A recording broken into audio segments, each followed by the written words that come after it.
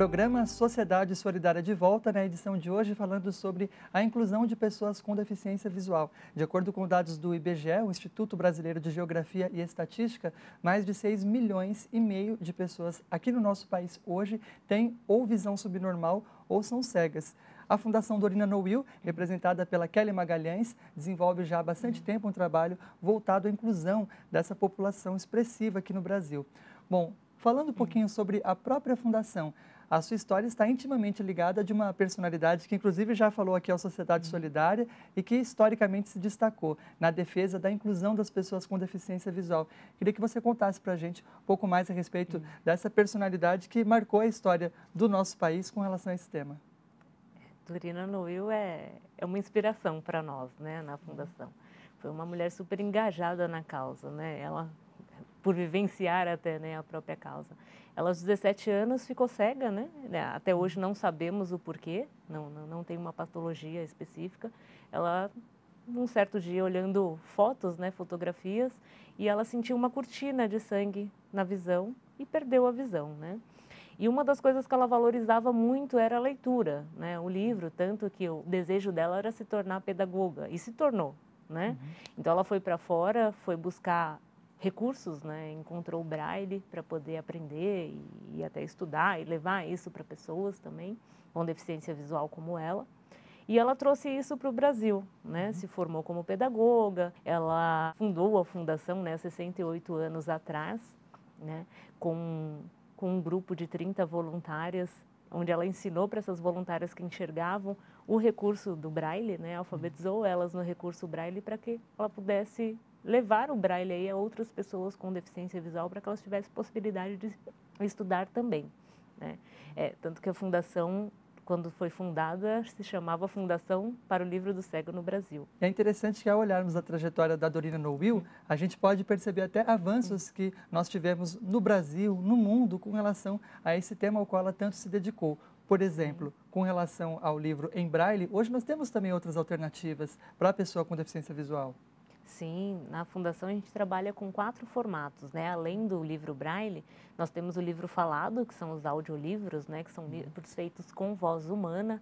Então, são livros que, além de abastecer a nossa biblioteca com mais de 2.500 títulos, que é uma biblioteca circulante que atende a nível nacional, né? A qualquer pessoa com deficiência visual que queira ter acesso a esse livro, a gente envia de forma gratuita, né? Além dos trabalhos de distribuição que a gente faz também com esses títulos, a gente tem também o livro em formato fonte ampliada, que são os livros feitos para pessoas com baixa visão, né, com a visão subnormal, para que são uma letra ampliada para que ela possa usar o resíduo visual dela e possa fazer a leitura de uma forma autônoma.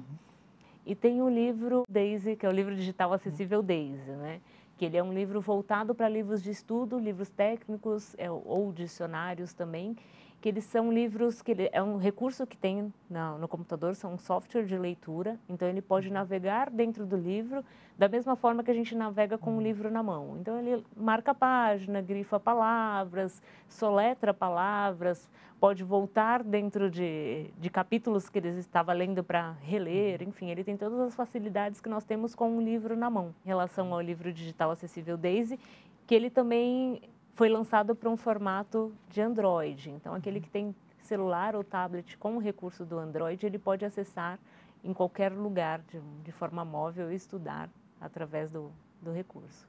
Interessante você destacar o Daisy, a possibilidade dele estar acessível num smartphone ou num tablet, porque a gente ocasionalmente ouve falar, né, de novidades tecnológicas que, a partir de um certo momento, vão tornar a vida da pessoa com deficiência visual mais fácil, né?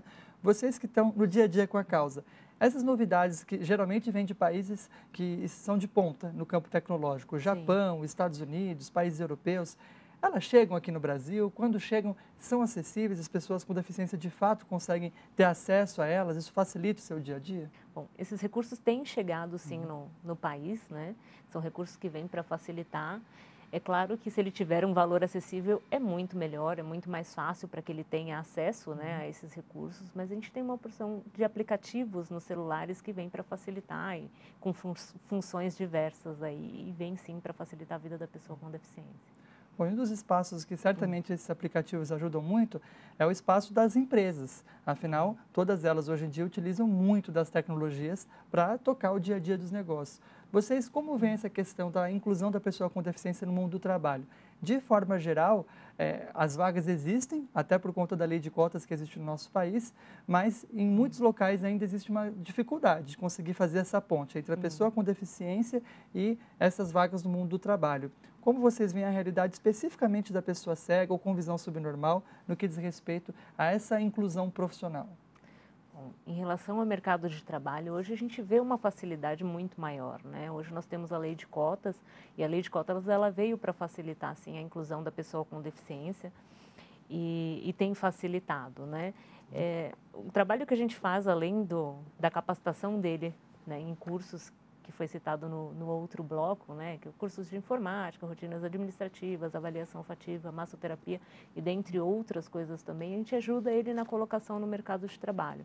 Nós temos uma área chamada Soluções em Acessibilidade, onde a gente presta serviços também para a sociedade, né, e dentre eles é para as empresas também, para fazer para olhar a questão da acessibilidade na empresa e até na própria colocação da pessoa com deficiência. Quais os recursos que ela precisa, acessibilidade arquitetônica, se precisa ou não.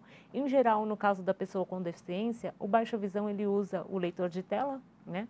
Quando trabalha com o computador, então para ampliação da tela, para que ele possa usar o resíduo visual dele e trabalhar de uma forma autônoma.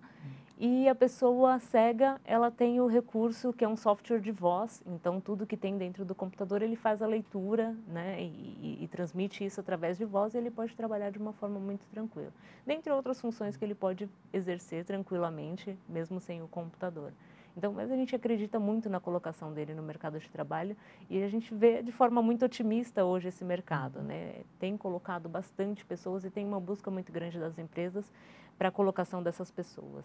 E aí também a gente apoia essas empresas nessa colocação. Bom, esse é um tema muito vasto. Quem está nos acompanhando, quer saber mais a respeito, como pode fazer?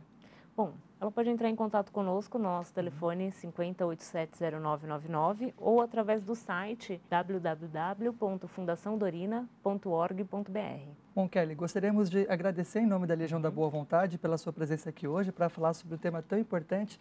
Você destacava na trajetória da própria Dorina No-Will a luta dela para o acesso ao conhecimento à pessoa com deficiência visual.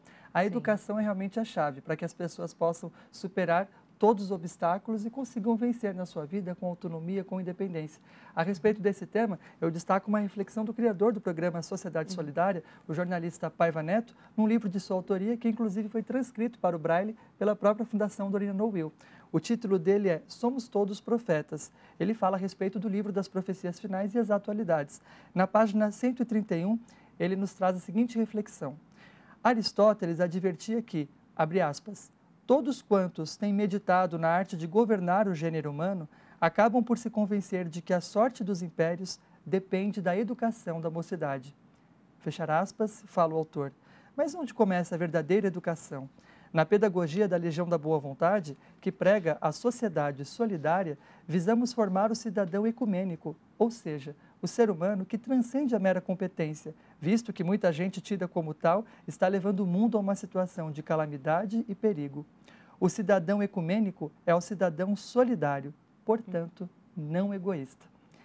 E é com essa reflexão que nós finalizamos o programa de hoje, convidando todos nós a refletir. Será que estamos sendo, no nosso dia a dia, cidadãos solidários?